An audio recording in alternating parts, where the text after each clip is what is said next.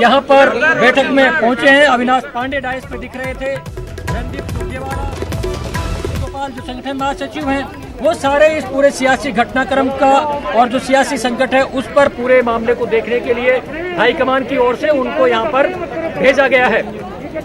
सबसे बड़ी बात यह है फाइनली कंट्रोल में आ रही हैं और ये तस्वीरें, इन तस्वीरों को कैमरे में कैद करने देना ये बताता है कि कांग्रेस अब कंफर्टेबल महसूस कर रही है।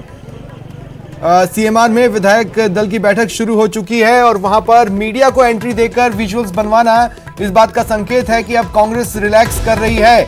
गहलोत सरकार पर से जो संकट माना जा रहा था वो टल गया है।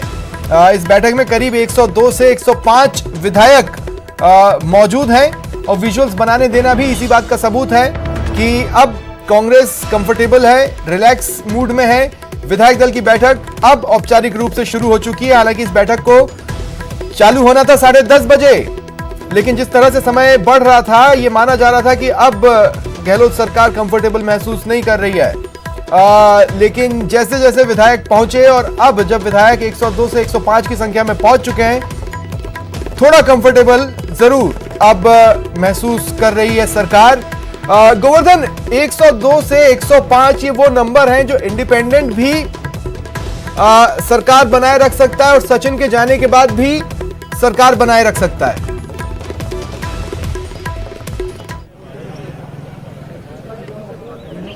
बिल्कुल, देखिए जो नंबर गेम है वो अभी सरकार अपने पक्ष में होने का दावा किया जा रहा है, लेकिन ये नंबर गेम पक्ष में होने के और भी बहुत सारे मायने होते हैं। अभी ये जब शक्ति परीक्षण होता है, बहुमत परीक्षण के वक्त में भी अभी ये मौका आया नहीं है। अगर सामने से ये मांग की जाती है तब ये वैधानिक रूप से जरूरी होता है कि सरकार बहुमत साबित करे। अभी तक किसी ने मांग नहीं की है। बीजेपी अभी बाहर से बैठ करके पूरा तमाशा देख रही है। सचिन पायलट, जैसा कि मैं पहले बता चुका हूं, इस बैठक से पहले कल ही जब ये मीटिंग कॉल की गई थी उसी वक्त व्हिप जारी कर दिया गया था और रात को 2:30 बजे प्रेस कॉन्फ्रेंस बुला करके और प्रदेश प्रभारी ने ये घोषणा की थी कि जो इस बैठक में नहीं आएंगे उनके खिलाफ कार्रवाई की जाएगी। अल सुबह सचिन पायलट के खेमे की ओर से ये काउंटर किया जाता है कि ये जो व्हिप जारी किया गया है, इस व्हिप के वैधानिक रूप से कोई मायने नहीं है। मतलब कि आप अगर इस बैठक में कोई नहीं आता है उस विधायक के खिलाफ कानूनी कार्रवाई पार्टी से बाहर करने की नहीं कर सकते, क्योंकि ये तभी होता है व्हिप मानने जब आप कोई विधान संबंधी काम हो, विधानसभा में कोई बिल पेश किया जाना होता हो, वैधानिक कामकाज होता हो, उस वक्त आप व्हिप जारी कर सकते हैं। लिहाजा अब इस व्हिप का क्या रहेगा, क्योंकि कई बार सिंबॉलिक तौर से भी व्हिप जारी किया जाता है। पार्टी के जो कार्यकर्ता हैं, पार्टी के विधायक हैं, वो अनुशासित होकर के यहाँ पर आ जाए, उसका कोई लीगल सेंटिटी नहीं होती है।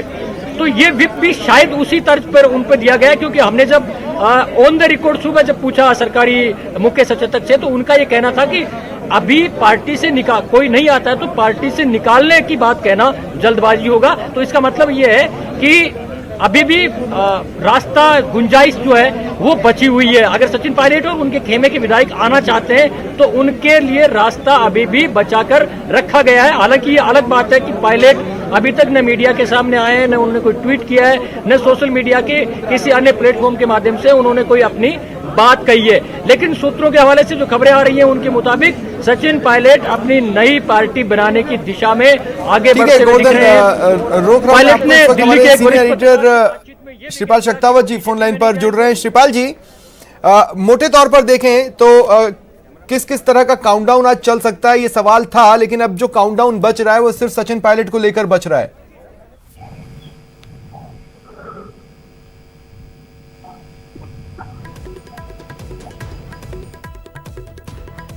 हेलो श्रीपाल जी, मुझे सुन पा रहे हैं आप?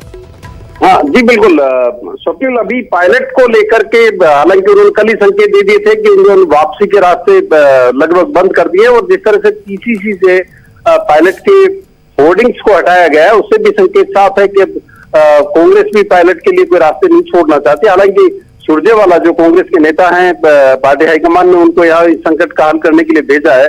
उन्होंने ये संकेत दिए थे कि पायलट के लिए रास्ते बंद नहीं हुए हैं और जो सूचना मिली है उसके मुताबिक वेणुगोपाल भी एक बार उनसे बात करेंगे। लेकिन जिस तरह के संकेत पायलट खेमे की तरफ से आ रहे हैं उससे भी ऐसा लगता है कि कम से कम जो मौजूदा हालात हैं उसमें अब समझौते की संभावनाएं खत्म हो गई है और अगर जेस्चर को देखा जाए, आंकड़ों को देखा जाए, जो एमएलए वहां पर पहुंचे हैं और मुख्यमंत्री के अगर उसको हाव भाव को देखा जाए तो सरकार का संकट लगभग टल गया है, ये कहा जा सकता है। लेकिन जो जिस तरह के कंफर्ट जोन में सरकार पहले थी उस तरह के कंफर्ट जोन में अब नहीं रहेगी। कई तरह के तनाव लगातार सरकार को रहेंगे और किस तरह से उसमें बैलेंस बनाकर अपना जादू दिखाते हैं मुख्यमंत्री अशोक गहलोत, ये अपने आप में देखने वाली बात होगी।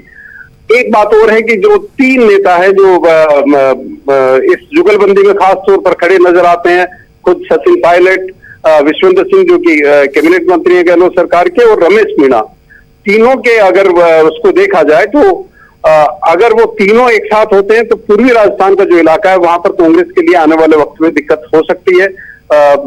न केवल आने वाले वक्त में बल्कि कांग्रेस के लिए एक लंबे समय तक वहां पर संकट खड़ा हो सकता है। बिल्कुल श्रीपाल जी, देखिए हम जब ये कह रहे हैं कि संकट टल गया है, बात दरअसल यही है कि ये फिलहाल के लिए टला है। ये हो सकता है आगे एक बार फिर सामना करना पड़े जब तक कि ये स्थिति क्लियर नहीं होती कि डिप्टी सीएम क्या फैसला लेने वाले हैं। हालांकि ये लगभग तय है कि पार्टी उन पर कार्रवाई करेगी। अब जब वो मीटिंग में नहीं आए हैं और न ही किसी तरह की कोई बातचीत की है, लेकिन फिर इसके आफ्टर इफेक्ट्स क्या होंगे पार्टी पर? देखिए, आफ्टर इफेक्ट की जो मैं बात कर रहा था स्वप्निल, अब सरकार एक अलग तरह के दबाव और तनाव के बीच से निकलेगी, क्योंकि एक कंफर्ट जोन जो बना था, जिस तरह से गहलोत अपने साथ निर्दलियों को लेकर के आए थे, दूसरी पार्टी जो बीएसपी का विलय हुआ था, बीटीपी के एमएलए उनके साथ आ गए थे और एक कंफर्ट जोन में सरकार आ गई थी। 125 का आंकड़ा उनके पास में था, तो वो सिकुड़ करके 102 से 105 के बीच में आ गया है। तो कॉम्प्रोमाइज कई स्तर पे करने पड़ सकते हैं, कई लोगों को अकोमोडेट करना पड़ेगा, और जो लोग अभी इस मीटिंग में नजर नहीं आए हैं, जो है नहीं, मौजूद नहीं है और पायलट के साथ खड़े दिख रहे हैं, वो भी आसानी से इस पूरे खेल को छोड़ेंगे ऐसा लगता नहीं है। और खासतौर पर जिस तरह से आज इनकम टैक्स की कार्रवाई हुई, ईडी ने यहाँ पर आकर के कार्रवाई की है, तो आप ये संकेत समझ सकते हैं। ये 2 संकेत ऐसे हैं जिससे आप समझ सकते हैं कि किस तरह के रास्ते पर राजनीति जाने वाली है। पीसीसी से होर्डिंग्स का हटना, जो पीसीसी चीफ है सचिन पायलट, उनके होर्डिंग्स का हटना, और दूसरी तरफ ईडी और इनकम टैक्स की कार्रवाई होना, ये दोनों संकेत 2 तरह की सरकारों के नजर आ रहे हैं। एक ये है कि अब जो राजस्थान की कांग्रेस सरकार है या कांग्रेस संगठन है, उसमें पायलट के रास्ते लगभग बंद हो गए हैं, और दूसरी तरफ एक संकेत ये है कि अब इस राजनीतिक जो परिस्थिति बनी है उसको आसानी से बीजेपी भी अब छोड़ना नहीं चाहेगी। आने वाले वक्त में दिक्कतें और बढ़ सकती। अच्छा श्रीपाल जी, 1-2 बातें मैं कहना चाहता हूं कि चलिए मान लीजिए कि सचिन पायलट